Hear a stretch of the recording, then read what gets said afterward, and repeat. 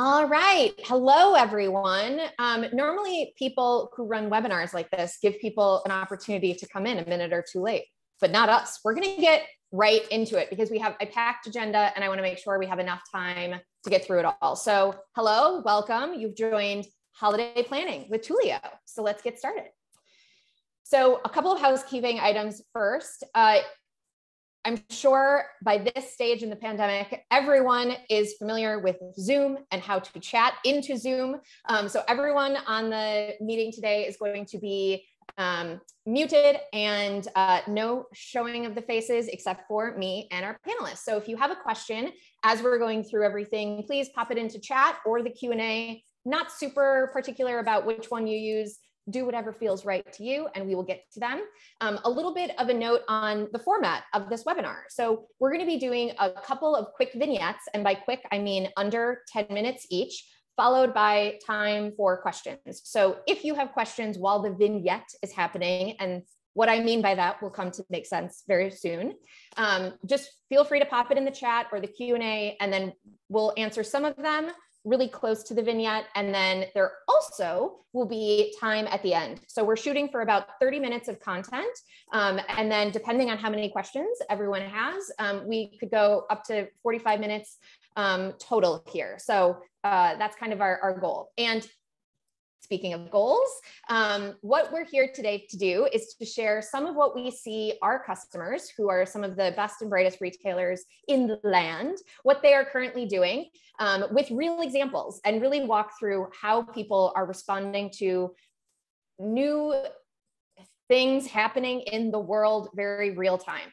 And then the hope is that you can take some of what you learned here today, some of what our little characters, being our panelists here, talk about, and you can take it back to your organization and talk to your boss about it. You can talk to your peers about it. You can talk to people that report to you about it and say like, hey, I just got this little tidbit of information on the Toolio webinar. Let's use it.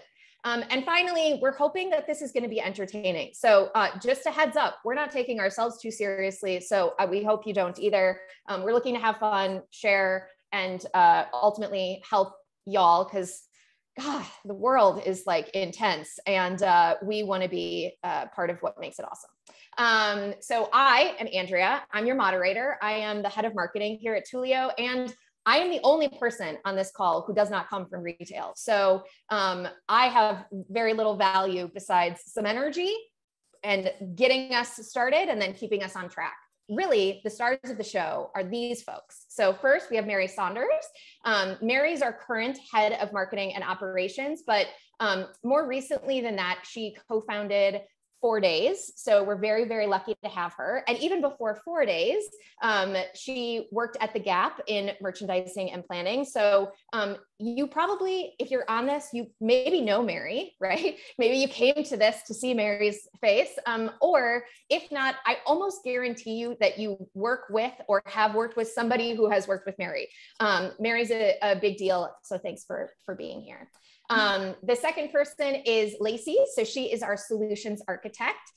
What that means is that it's her job to talk to our prospective customers about what their use cases are, what their very specific processes are in their business, and then how those will translate to usage in Toolio. And she is qualified to do this because she spent almost a decade at TJX in their planning and merchandising and buying departments. She led teams, also very big deal. And then last but not least, Trey, don't call him Lamb because it's Cam. And he is our customer success implementation specialist, which that was too long to put on the slide. So it's just customer success. And what that means in Toolio is our customers depend on him for their success with the tool. So he's part psychologist, he's part helper, and just all around great human being. He also comes from TJX and worked as an analyst and an associate merchant, buyer, one of those things. And fun fact about Trey is if you go to his LinkedIn, you will see him in workout gear because he teaches cycling on the side. So if you are at all interested in a virtual cycling class, you can join us as we try to convince him to do this for us, and he can keep us all in shape while he is making us successful in Toolio. So that's who these people are in real life. But in this particular 30 minutes, we're going to just pretend that they all are back to where they came from before they worked at Toolio. So Mary, although she's Toolio's head of finance and operations, she is going to be playing the part of our head of merchandising and planning. And then Lacey, even though she today helps our customers figure out how to use Toolio best to fit their needs, she is going to be playing the part of a temperamental buyer. Wait until you see her in action. And then third, Trey is going to be our analyst. So as I mentioned, the format of this will be short vignettes. So I'm going to set the scene for our guy, Trey. Okay, it's early Monday morning, and Trey just got to his home office. He saddles up. He's got his coffee in hand. He's got his hair looking great. But beyond the fact that he is looking fantastic, he's very excited because he beat in the buyers and the planners.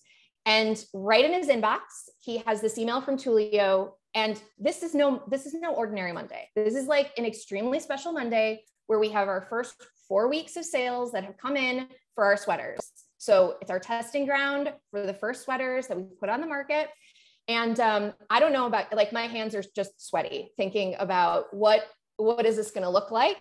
I'm sure if you were on this call, you have felt the anxiety of the results of the first 4 weeks of sales. And so Trey, what are you seeing? All right, here we go. So it is Monday morning. I just got my report in my email. Let me pull that up and let's take a look at what we've got going on. Wow. Okay. So there's a lot of red going on here. First 4 weeks of sales. And honestly, it's not looking great. We're definitely missing our plan. We have some early reads. So it's obviously a trend here. It's 4 weeks of sales. So you know what? I'm going to click over. I'm in my item plan right now, just at this reconciliation of these sales. I'm going to take a look at my item plan, my selling by item, and dive into some actual styles here. Looking at what we have so far, I mean, we've got some updated images. These lifestyle images look great. I know we just had a photo shoot, so it looks like everything has rolled over. The styles are looking pretty good in what we've sold so far. Next, I'm going to just take a look. What do we have going on? I mean, what's coming in? We have some cable knit. That looks great. This Argyle. Wow. That's interesting. Lacey definitely stepped out on that one. I'm curious to hear her thoughts there. Some shoulder details, cashmere. I'm sure that's going to do great. So we definitely have some awesome styles coming in. It's such a bummer that sales just aren't what we would anticipate. You know, looking at what we've done the last 4 weeks or so, we've been about 70 units for this blue style here, around 200 units for this black style. But our plans going into week 24, they're pretty aggressive, 70 to 106. I don't know, that's a pretty aggressive jump. So, you know, at this point, I think it's probably best if I can beat the planners and the buyers, and I'm going to reforecast. I'm going to make some suggestions. So in this instance, within my item plan, let's take the first 5 styles here. Take a look at those. And I'm going to enter my forecast menu. We'll do our plan. And at this point, I think I want to forecast off of my merchandise plan.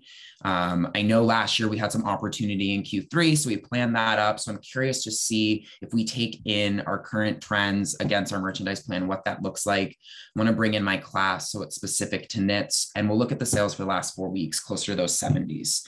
Let's see what we get here. Hopefully it's something that looks a little bit better. Those jumps just make me a little uncomfortable. So at this point, okay, these sales look a little bit better, 70 to 80, 194 to 222.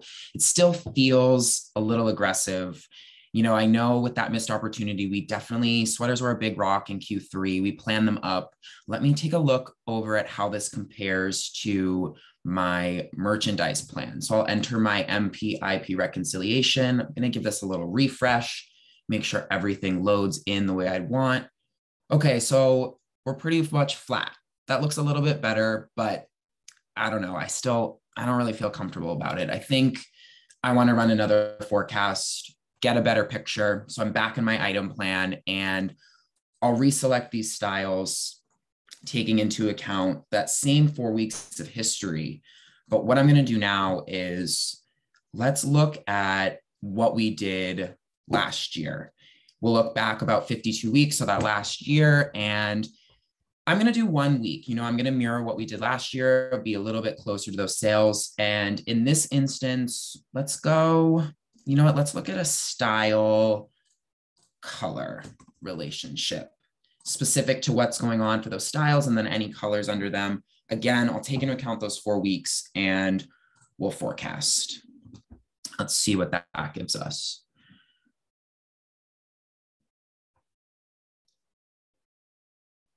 Okay, so let's see. We were around 70 the last 4 weeks for this first style. Moving forward, this looks a little bit better. It's a little bit closer to last year. It's a little bit closer to what we've been doing. I think this is what I'm going to suggest to Mary. A little bit scary there. I hope she likes it. So great. I like the way this looks. My final step here is I'm going to go into my merchandise plan. I have this scenario I've been updating every Monday, and I'm going to update one more time, push it out to Mary, and see what she says. So we'll go into this scenario. I'm going to seed off of my item plan. So I'll take that bottoms up plan and seed it into the dollar plan. I'm going to use that master scenario because that's what I've been saving against. And I'll update my time frame to be specific to the week that we're in and then forward. So we're in week 24, select that. Same thing. So in this instance, my target, it'll go to merch plan, but let's find, there it is. So it'll go into my scenario. I'll update that. We'll change the time frame here. And then from there, I will seed that off. I'll save it, and hopefully Mary's not too upset with me. I don't know. I don't think that we should take this risk right now, especially with the way things are going so far. So let's send that Slack. Let's get it off to Mary and see how it goes. All right. And scene. Thank you, Trey. All right. So a couple of questions. One, all of those images that you showed where you sort of said, I forget what you said, right? Like these are our lifestyle images. Yes, these are the lifestyle images. I told you I'm not from retail. So, but these are the lifestyle images. Like, where did they come from? Did you where did they come from? Yeah, so that's going to come right from your data. You're able to pass over those images to us. So we attach those to the styles. And as you're planning and as you're going through, those images are attached. So when you're in the item plan and when you're in the assortment plan, you'll be able to see them and pull them up right from the data that you pass over to us. Okay. And then the sales, the receipts, like all of, obviously, there was a ton of information on the screen. Where did all of that stuff come from? Yeah, so all of that information, that's going to be based on your implementation. Largely, it comes from whatever your integration is. So it can be from NetSuite, it can be from Shopify. There's a couple other sources that we can get it from. I mean, it can even be from a CSV upload, but it's all of your data. We just ingest it and then manipulate it into these reports. Got it. That's awesome. If you continue to have questions, pop them up in, again, chat or the QA. We're not particular, either one works, and I'll field them as we can. So, all right, it's like Monday now at, I don't know, 7:20, and Trey reforecasts and hopes for the best. Mary, how do you react? All right. Well, I go into my merch plan on a Monday morning, and I look at where I'm rolling for the year. So I plan to roll this year to 2 million. But I know that Trey is giving me a reforecast this morning. So let me pull in Trey's reforecast and let's see how we're doing to our current plan. So I'm going to just show another scenario, and I know Trey has his reforecast that he adds here. So I'm going to pull that in. And then I just need to make sure it matches the actualized numbers for the year. And let's see. Okay, so you can see over here that we have my actual and current master plan. And then we have Trey's fall knits projections here. So if I scroll over to the year, I was rolling to 2.0. Oh no. Okay. So Trey's reforecast is 1.8. Yikes. Okay. So he's thinking we're going to be doing less for the year. Hey, Trey, your reforecast, did you reforecast it based on the merch plan, or did you reforecast it based on last year's seasonality? Yeah, so I know it's a little tough, isn't it? I took a look at both. Originally, I did it off of the merchandise plan, but we planned Q3 up so aggressively, it didn't feel right. So I reran my forecast, and this is based off of last year using the last 4 weeks as our trend. Yeah, I know that makes sense. I mean, we have a 17% comp to last year. I was just really thinking this year was going to be so much better than last year. Okay, well, that logic makes sense. Okay, now I need to get my plan to match what Trey is forecasting from bottoms up. So right now, our year is planned up 8% to last year. This is really, really scary. I know, everyone's been talking about the macroeconomic factors of the recession. I mean, maybe we're going to be even down like 20% to last year. Well, okay. So no, 1.49 is what my roll would be. He says 1.8. Okay. It's not that bad. Okay. So maybe we're down 10%, 1.68. Yeah, that's sort of closer, but maybe we're more like 5% down. No, even 5. Okay, so if we plan about down, let's do up 1%. Okay, there we go. So if we're up 1% to last year, we'll be matching Trey's plan. I'm going to save this scenario that I've just created as a new scenario, and I'm going to call it knits recession scenario. And this is what I'm going to be presenting going forward. Okay, so let me pull up the knits recession scenario that I just saved and compare it to my original plan so that I understand what changes we're going to need to make on our receipt planning in order to match the new scenario. So I have my master plan. I'm going to pull up the knits recession scenario.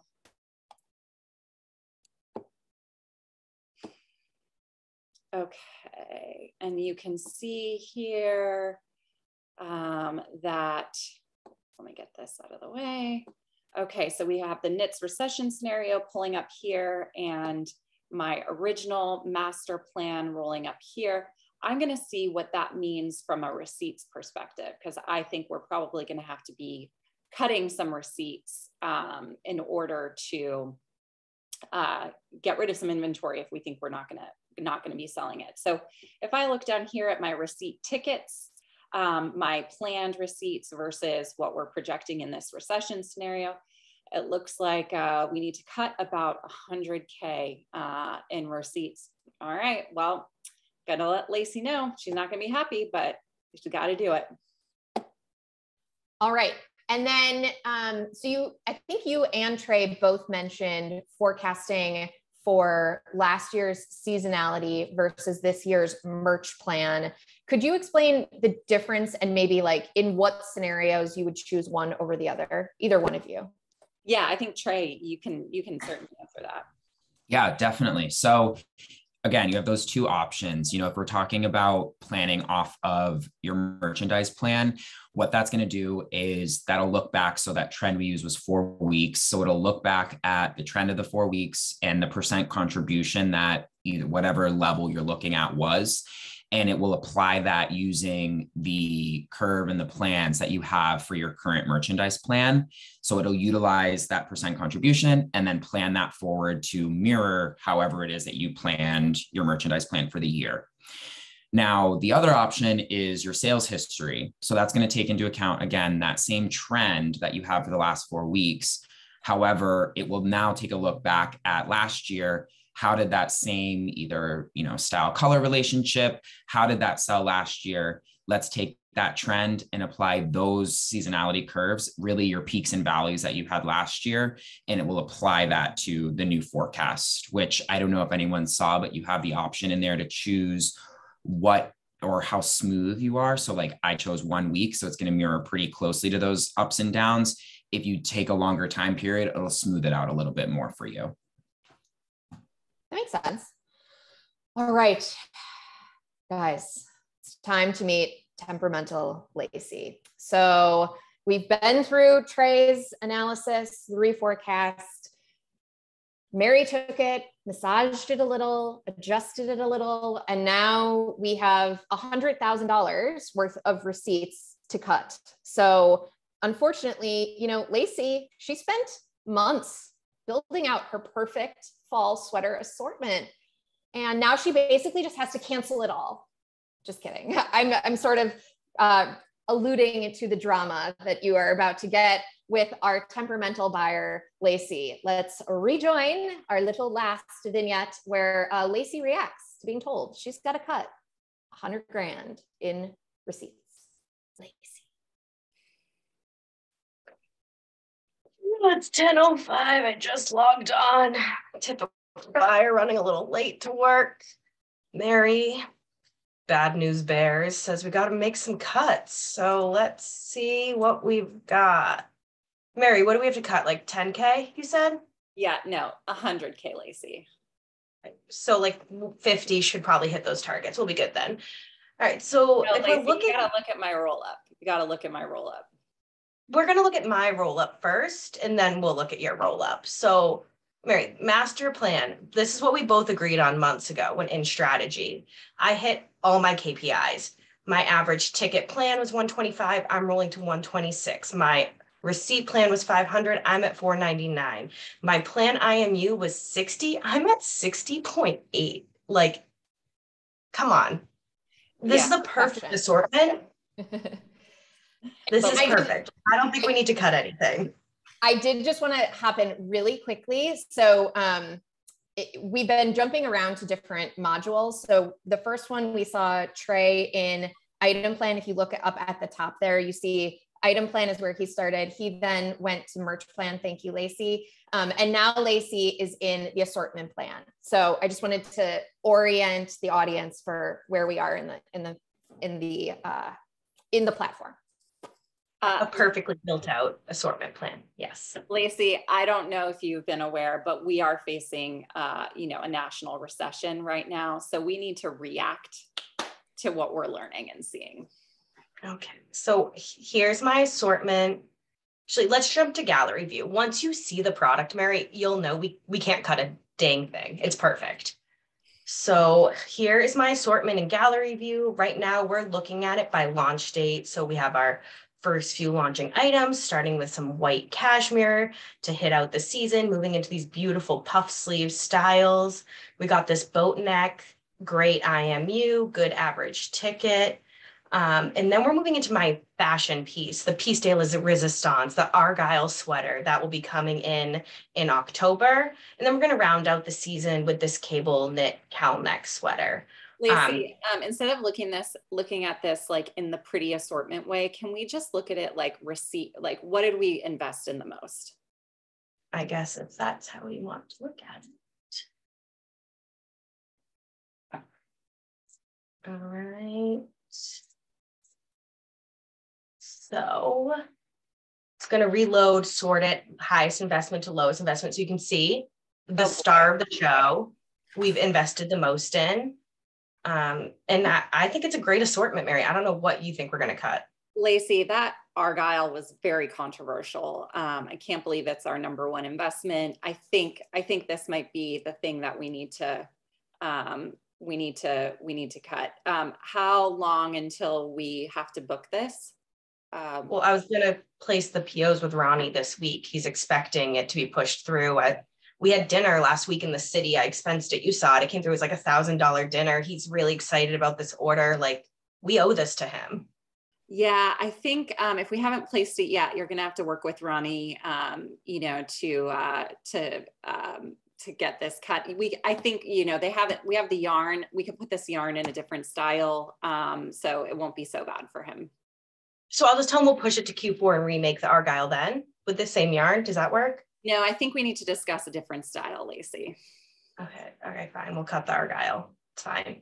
But everything else, like there's really like, look at this, like this cashmere, 66% IMU. Could you ask for anything more? Like, yeah, this possibility? We have been seeing, you know, even in the recession, that luxury items, you know, haven't been as impacted. So I do think the cashmere is going to be good. I just wonder if we might be slightly overbought in it. So like, where are we at on bookings for this? So we've booked it in 3 colors. So the black, the purple, and the white. Those POs, it had a super long lead time this year. So we've already booked that. Okay.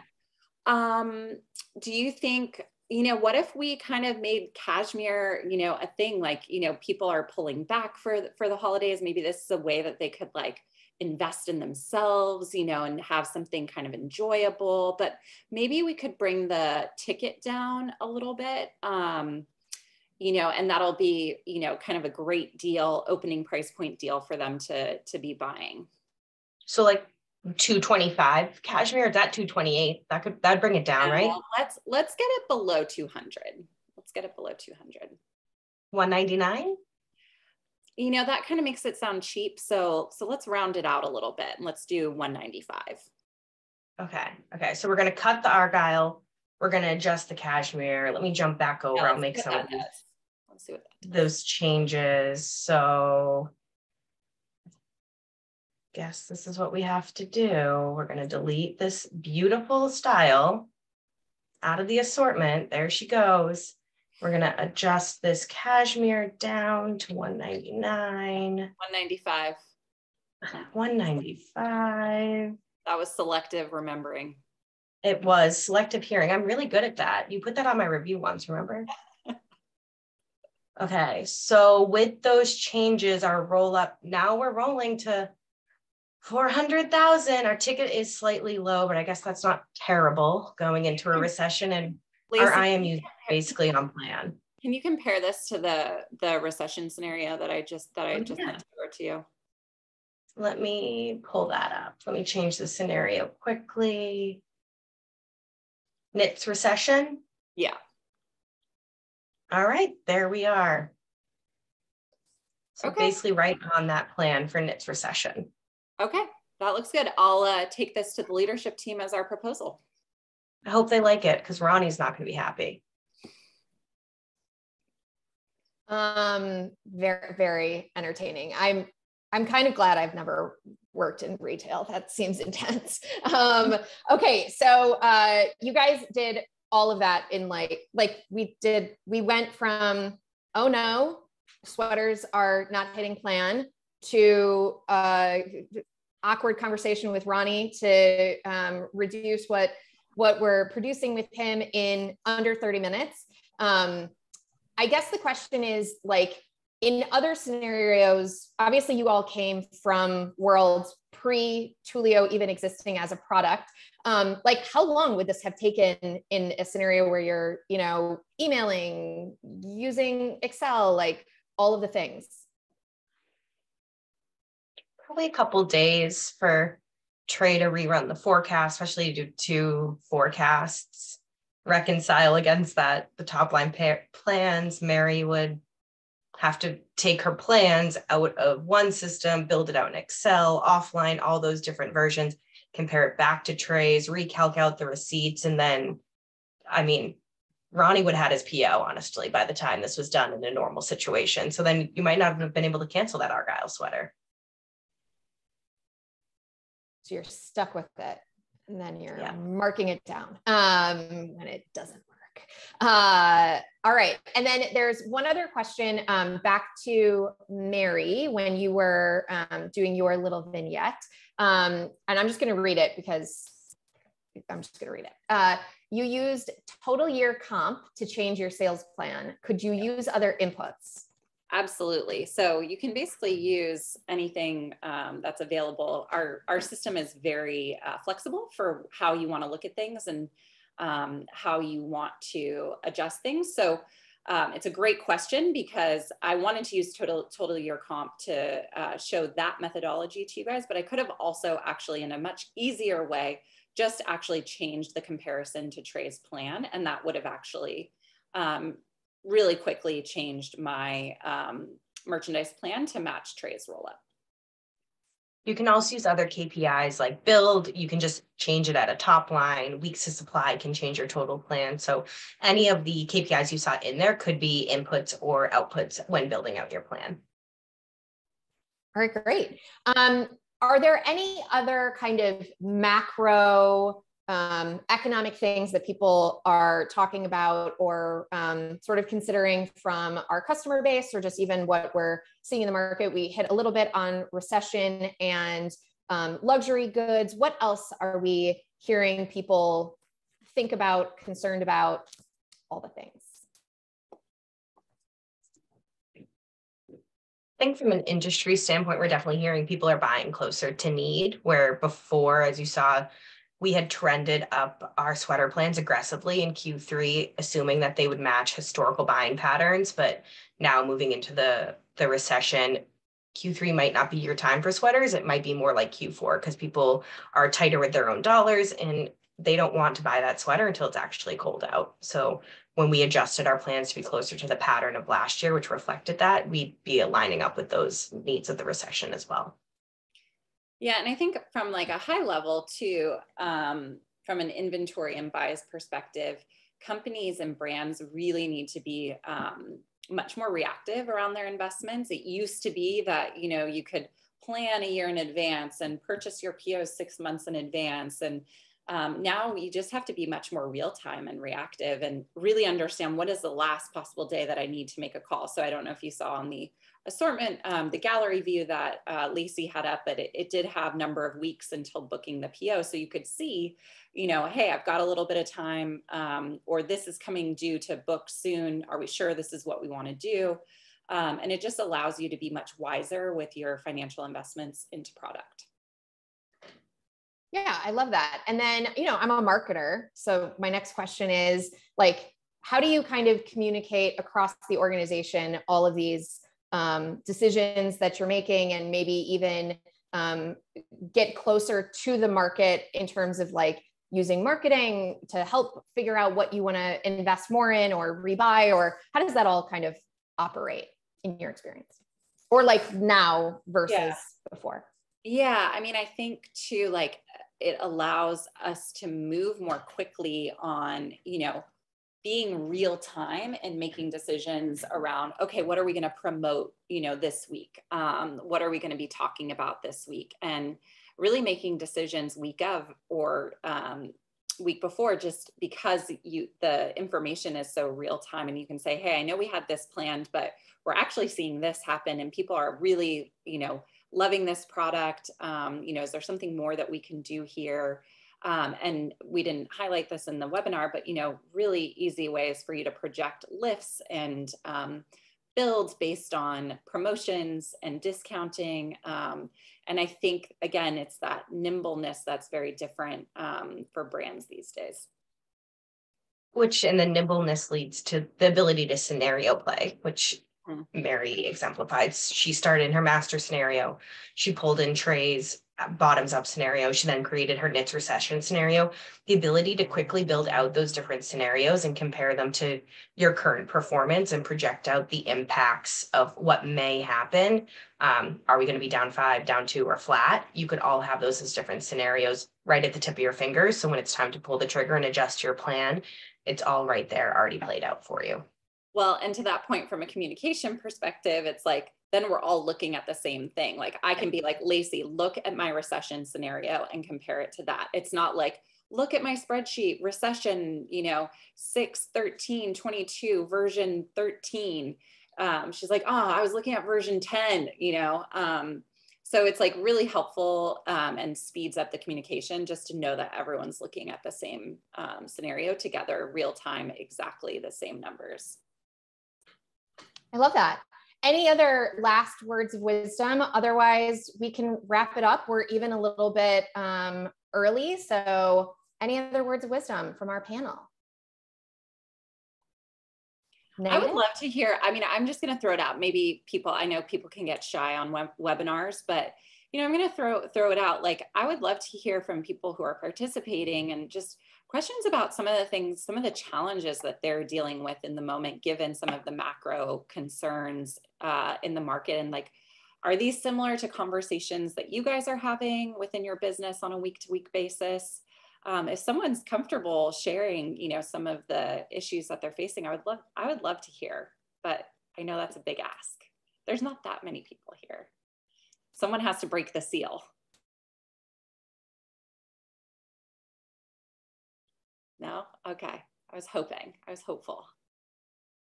Yeah, I think one of the things, and I don't know if we have like a good feel for this, but it's been interesting for me as someone new to this whole space, learning how far out people are or are not planning. So I know I talked to a customer a couple of weeks ago who's already planning for holiday 2023, while some people are planning for this year's holiday. Some people are like, I am intrigued by kind of how far in advance folks are sort of successfully planning, and if there's any insight into that, since you guys all work with a lot more customers than I have access to. Oh, Lacey. I think you ended up. It wouldn't be a good virtual meeting unless someone had to say you're muted. No, I'm just saying we got that Louise said 100% can relate to hesitance booking orders post-COVID pre-recession. Yes, I think everyone can relate to that. And I think the time-saving piece that we just showed you of showing how many weeks you have until your POs are due, the nimbleness and quickness of being able to scenario play, it takes out those lags of time that we're just doing by playing this all out in Excel. So even though we can't make your lead times shorter, we can give you a few weeks back by helping you move through the process a little bit quicker. Something we didn't highlight is the ability in when building out your future assortments to use hindsighting. So to look at styles you sold last year, how much you sold of them. Okay, let's quickly drag and drop that over, repeat it, and push those POs out, where that would take up a lot of time just digging into historical selling reports. Having all of that information at your fingertips just gives you more time back in your day to make those decisions quickly. Thanks, Louise. Oh, she now asks, the number of weeks to booking, is that plugged in manually during planning? That's a very good question. I will let Lacey and Trey answer that. So that is a calculation based off of your intended launch date and your lead time that you input at the item level when building out your assortment. We also can inverse that if you know that POs are booked by a certain date. We hear that from a lot of partners that I have to get these POs out before Chinese New Year, which is a drop dead date of this. We can just build that in for you as well. And then it will automatically give you that number of weeks till POs due.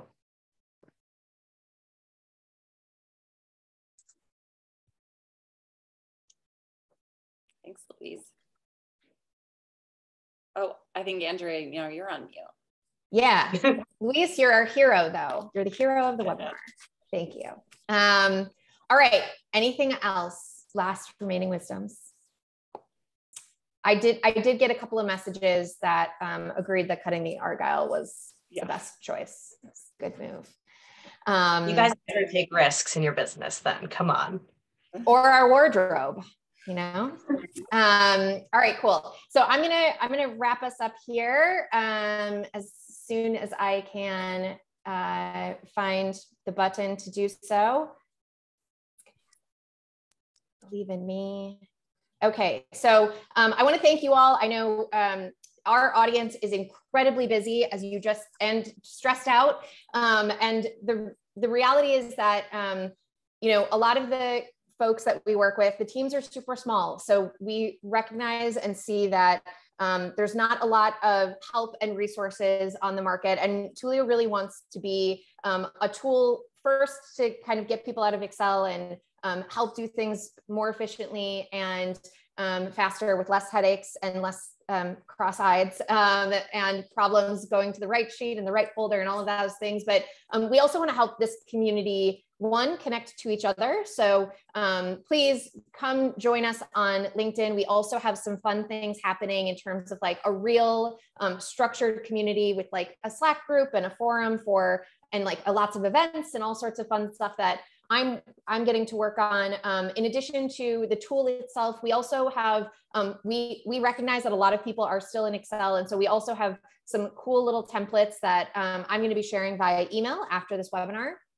There's an open to buy template, a retail calendar, a size curve, all sorts of things that I'll, again, give you guys for free so that if you're not in a place getting out of Excel yet, hopefully we can make your life a little bit easier in Excel. So that's really what Toolio is about. We are here to help planners, merchandisers, allocators, everybody in this often unsung and slightly forgotten about discipline, get what they need to do their job amazingly and grow their career and be happy, awesome humans like Trey, Lacey, and Mary get to be. Anything else from the panel before we close out? Final words. No. All right. Well, thank you again, everyone, for coming, and have a great rest of your day. Hopefully you get a summer Friday tomorrow. Thank you all. Bye.